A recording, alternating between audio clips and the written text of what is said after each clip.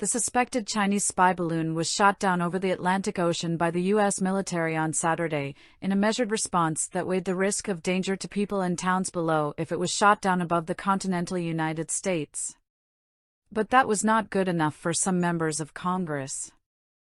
On CNN's So to Sunday, Senator Marco Rubio, Republican Florida, attacked President Joe Biden for allowing the balloon to enter U.S. airspace in the first place, even though it entered through Canadian airspace and there was no opportunity to shoot it down beforehand, and suggested the president should have divulged military intelligence ahead of its arrival.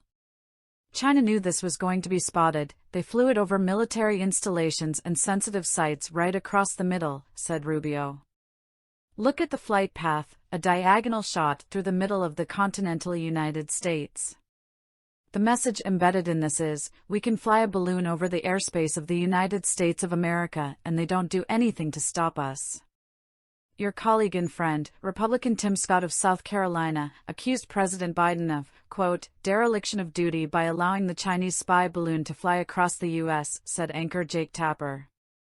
That's a pretty strong accusation. Do you agree with it?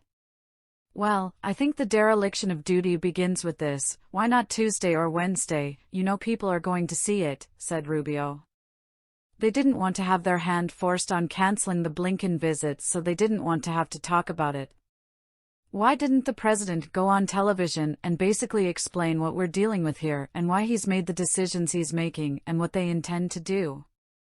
Once they went public with it, knowing the amount of interest this was going to generate, presidents have the ability to go before a camera, go before the nation and basically explain these things early on.